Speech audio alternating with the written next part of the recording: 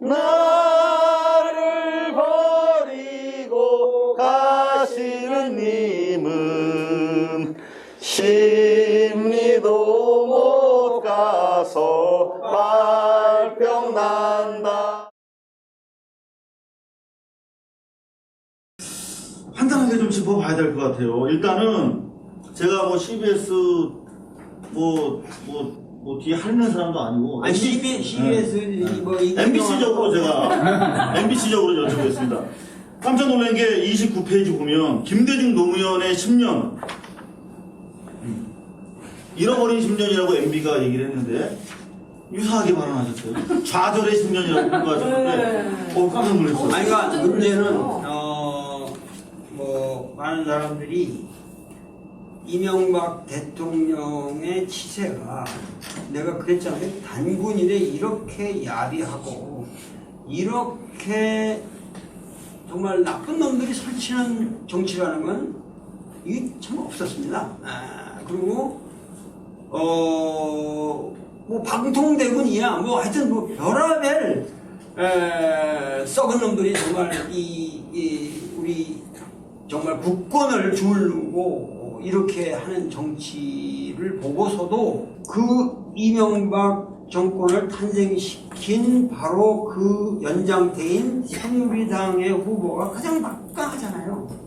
그럼 이것이 도대체 어떻게 설명하냐?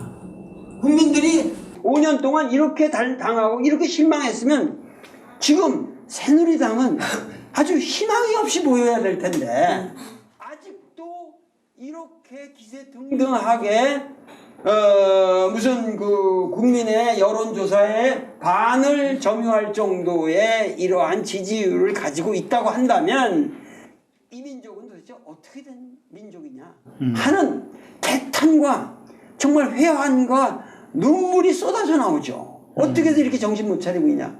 그런데 그거에 대한 설명이 바로 이 얘기란 말이에요. 무슨 얘기냐면은 이명박 정권이 그나마 오늘 이러한 4대 강인이 이런 4대강 문제가 아니잖아요. 그 전에는 무슨 운하를 파겠다고 그래서 무슨 배를 뭐 몇천, 2,000톤짜리를 뭐 그냥 몇십 미터를 그냥 엘리베이터로 들어올려도 턴넬을 통과시키고 그러다 다시 뚝 떨어뜨리고 이런 미친 발상을 하는 걸 겨우 수정한다는 게 4대강이란 말이에요. 근데 그 결과가 지금 사방에 독이 퍼지고 지금 국토가 망가지는 이런 형국인데 이러함에도 불구하고 이명박이 견디는 이유는 뭐냐? 그것은 국민의 지지를 받기 때문이죠. 근데 그 어떻게 국민의 지지를 받느냐? 이것은 무슨 얘기냐 하면은 기나긴 역사를 통해서 우리가 너무도 당했고 이승만 이래 꾸준히 당했는데 이제는 안 되겠다 그래서 그 김대중 오랫동안 민주투쟁을 하면서 그 고난의 역경을 보낸 그 김대중을 대통령으로 만들었고 국민들이 그렇고 노무현에게까지 연장해서 기회를 준 거예요. 국민들은. 그래서 너희들이 정말 새로운 정치를 해봐라. 그랬는데 이 10년 동안 잃어버린 10년이 아니라 우리로 볼 적에는 이 국민이 선택한 최대의 축복의 이 절호의 기회를 이 국민이 그들을 통해서 추구했던 그 진보의 모든 열망을 처절하게 좌절시켰다는 거죠. 그 좌절로부터는 실망이 너무도 깊기 때문에 반대급부적으로 이명박이 먹고 살고 있다는 거죠. 여기에 대한 처절한 우리 반성이 없이는 지금 이 난국을 우리가 이 총체적 난국임에도 불구하고 이 난국을 극복할 수가 없다. 그러니까 지금 우리가 이 난국을 극복하는 길은 이명박이나 박근혜를 비판하는 것뿐만이 아니라 더 심각하게 김대중 정권과 노무현 정권이 잘못한 것을 반성을 해야 된다는 거죠. 자, 그런데 일단 이런 말씀이셨군요. 박수 한번 부탁드립니다. 저 깜짝 놀랐어요. 네. 우리 민주개혁 세력의 어떤 10년의 성과의 어떤 한계와 문제점을 매섭게 추상같이 비판을 하고 계신데 그 비판이야말로 정말 애정 어린 매였다라는 생각이 듭니다. 그런데 그 지난 10년의 적자, 승계자라고 주장하는 대권 주자들 반성 선생님 말씀대로 안 하고 있지 않습니까? 그러니까 그들로서는 당내에 항상 당권이라는 것이 여러 가지 갈래가 있고 그러니까 현실적으로 상당히 어렵겠죠. 그거를 정면으로 지금 와서 노무현을 내가 부정한다 이래가지고 당내에서 어떤 위치를 가지고 있기도 어렵고 그래서 저는 그러한 현실 정치적인 입장에서 얘기하는 게 아니라 현실 정치에 있어서는 우리가 다 이해를 해줘야 됩니다. 그리고 격려를 해줘야 되고 노무현을 두둔하든 김대중을 존경하든 다 그거를 너그러운 마음으로 포섭을 해야 되는데 나는 사상가의 입장에서 예를 들면은 내가 새만금 가서 그 어려운 데 가서 피켓 들면서 그 새만금 막지 마라. 노무현도 자기가 뭐냐면 여기다가 그냥 다리 놓고 이거 댐 막지 않고 소통시키면서 이걸 활용할 수 있다. 그렇게 다 해양부 장관까지 했기 때문에 다 잘 아는 사람이거든요. 그런데도 불구하고 전라도 사람들을 그 표 같은 걸 의식해가지고 결국 그걸 막아버린 거예요.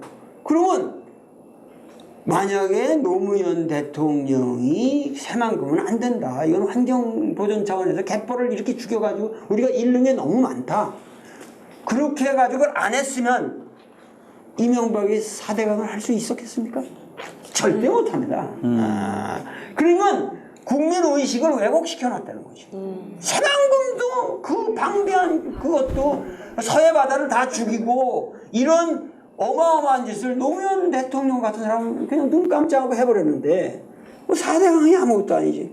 FTA가 뭐 이 사람이 한 거예요? 노무현이 한 거예요. 자기가 조중동을 관리 못해가지고 거기에 밀리니까 뭔가 그 경제 대책이라도 획기적인 걸 내놔야겠다고 생각해보고 관료들하고 예비해보니까 FTA를 하십시오. 그러니까 그걸 또 받아들이는 거예요. 그럼 바보짓이지. 그리고 남북 문제 같은 것도 자기가 대통령 되자마자 남북 문제를 갖다가 내가 누구보다도 먼저 뚫겠다. 이런 방식으로 대처를 했어야 되는 거예요. 그런데 무슨 그것도 뭐냐면은 내가 정치 구단이라 잘 아는데 하면서 특검 수용해가지고 남북에 뭐 이렇게 돈 오간 거 다 하니까 그 정몽원 같은 그 좋은 친구, 내 고등학교 후배인데 그런 친구들 그냥 생으로 주공으로 몰고 이런 일련의 처사들이 근본적으로 잘못됐고 그리고 그 IMF를 극복한다 그러는 방식의 김대중 대통령이 상당히 노력한 부분도 있지만 긍정적인 면이 물론 있겠죠. 그러나 기본이 뭐냐면 나라 팔아먹는 거예요. 비주체적으로 외국 자본들 다 끌어다가 뭐 통합하고 뭐 해가지고 결국은 미국 놈들이 원하는 경제 질서를 그걸 만든 사람이 김대중이에요. 그러니까 김대중의 경제학이라는 게 뭐냐 이거야 그게. 그러니까 어떤 의미로 뭐냐면은 김대중이나 노무현 같은 사람은 절대 이러한 철학을 갖고 있는 사람들은 아니라고.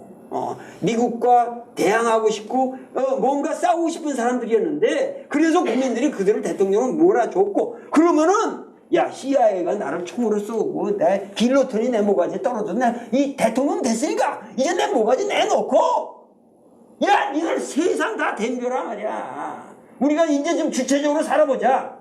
뭐가 두렵냐? 내가 임기 5년인데 겨우 5년 동안은 내가 물불을 가리지 않고 내 하나의 뚜렷한 족적을 이 역사에 남기겠다 하는 스타일로 정치를 했으면 오늘 우리가 이런 꼴이 안 오죠.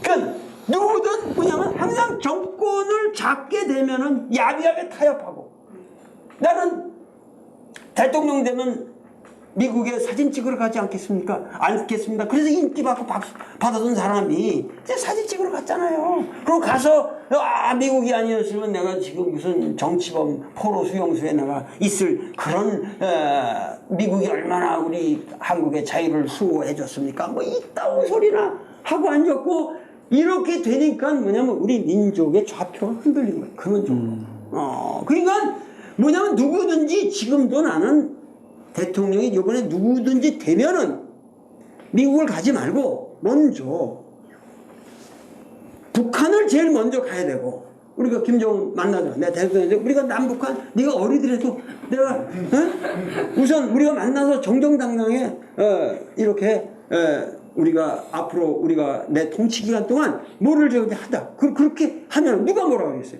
그러고 나서 중국을 가고 그 다음에 러시아 가고 그러고 나서 미국을 가야죠. 그리고 미국에 가면은 대접을 받죠.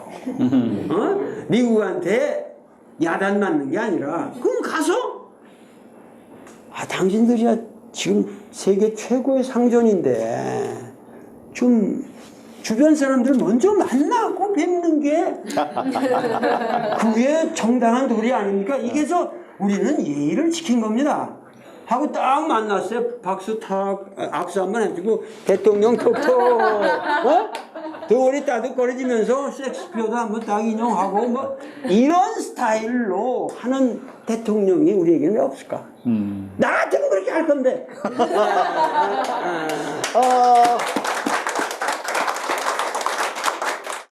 뉴스를 하고 싶은데 뭐 하는 거야?